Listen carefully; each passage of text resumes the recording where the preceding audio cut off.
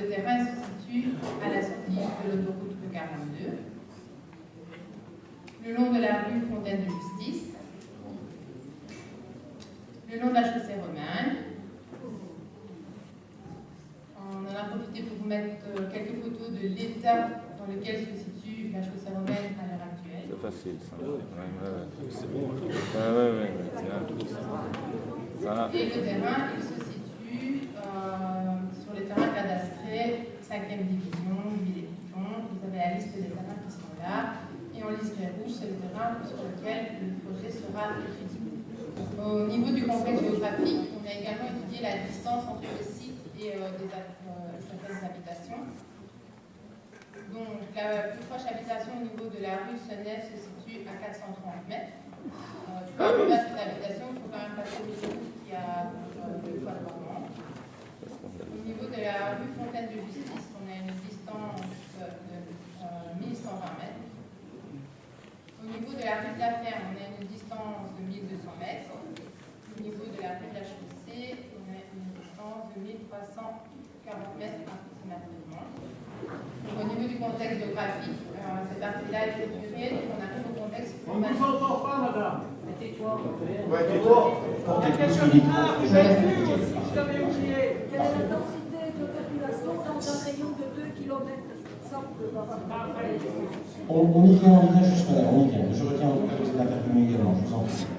Donc au niveau du contexte urbanistique, on est bien en zone agricole, une zone de protection de cartage au sud du terrain, donc vous la voyez en liseré jaune.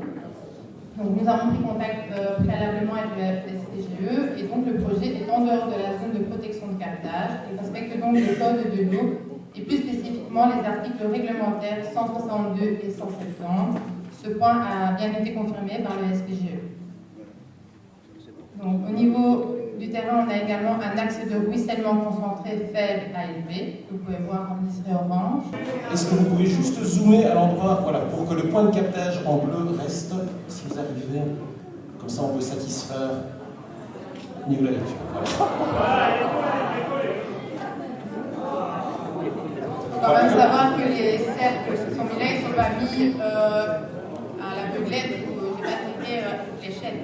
J'ai été mettre des cales qui viennent du site de Wallonmap, donc ce sont des sites que nous utilisons dans toutes les communes pour savoir qu'il y a des lieux de captage.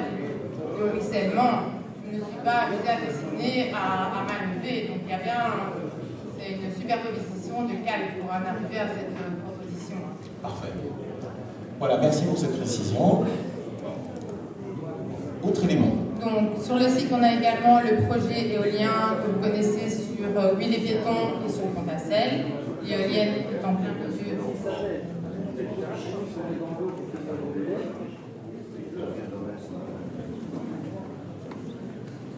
Donc, l'éolienne est en plein milieu du site, comme vous pouvez le voir. À nouveau, laissez voilà, le point, et comme cela, voilà la position de l'éolienne. Parfait. On l'a vu, je pense, dans le fond de la salle, c'est colle. Parfait.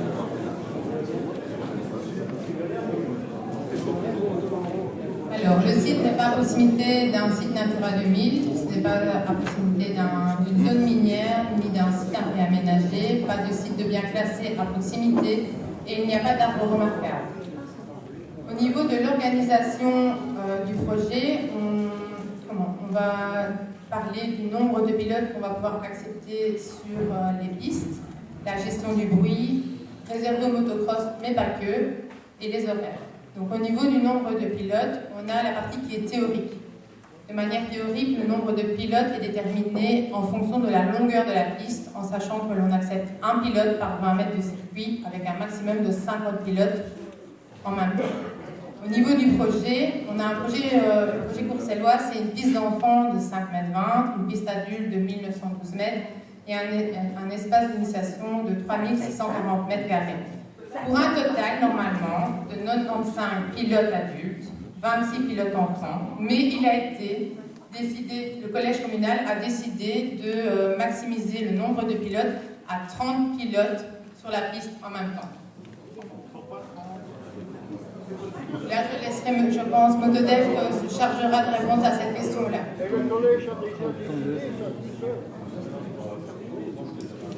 Alors, au niveau de la gestion du bruit, on va intervenir de deux manières. La première manière, c'est au niveau mécanique. Donc, on aura un contrôle systématique de toutes les motos grâce à un sonomètre homologué. C'est maximum 112 décibels. Donc, soit...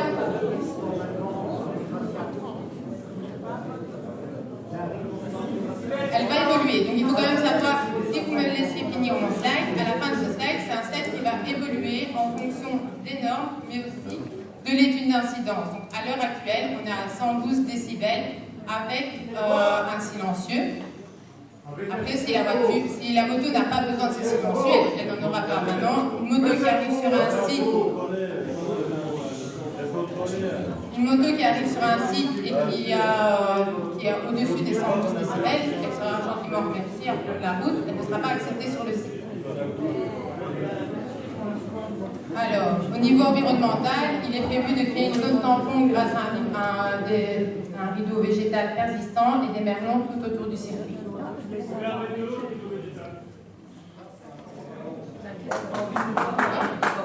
Donc cette liste, elle est non exhaustive et elle sera complétée en fonction de l'étude d'incidence et des recommandations qu'on recevra.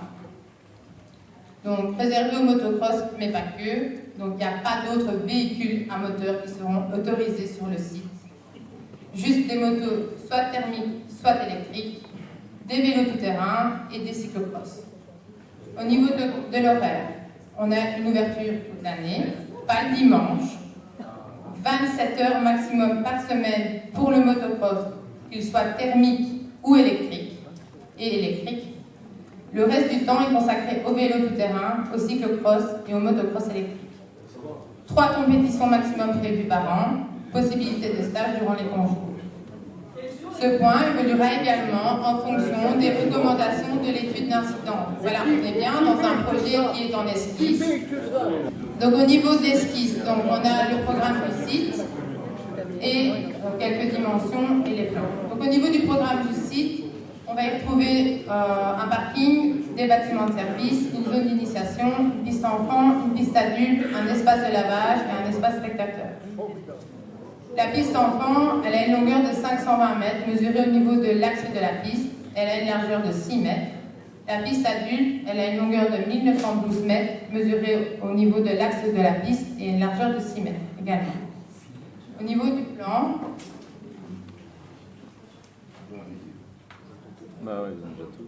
donc, on a ici, je vais zoomer après. Je vous fais en mode large et puis je vais vous zoomer pour faire partie par partie.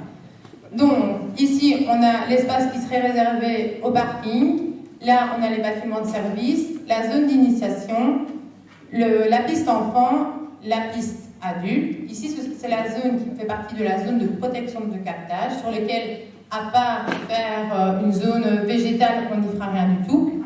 Et l'accès pour les compétitions se ferait à ce niveau-ci. Alors, on a déjà, de toute façon, tout le long de la limite du terrain, il y aura un écran végétal. C'est ce qui a été décidé. Et ici, au niveau de l'autoroute, il y a toute cette parcelle-ci qui sera plantée dans tous les cas. D'un point de vue acoustique, mais aussi au niveau de la sécurité routière, parce que le but est d'éviter que les personnes qui se trouvent sur l'autoroute en train de conduire se retournent parce qu'il y a une activité de motocross. Donc c'est une aussi des raisons pour laquelle il est prévu que cet endroit soit planté et que la piste ait été reculée.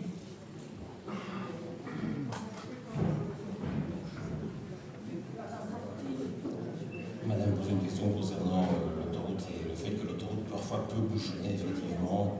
Il y a un stop à la sortie, effectivement. On prend en compte également votre réflexion et on en reparlera si vous voulez, je pense, un instant, parce que c'est vrai que ça a du sens.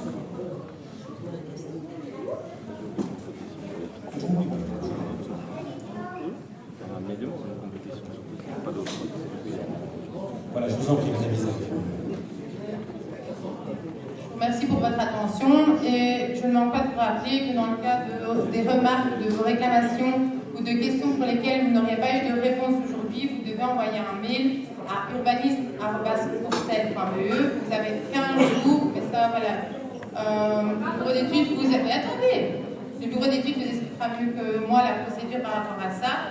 On récoltera tous vos courriers et tous les mails qui peuvent arriver à la commune et de toute façon ils seront tous transmis au bureau d'études pour en tenir compte dans l'étude d'incident. Voilà.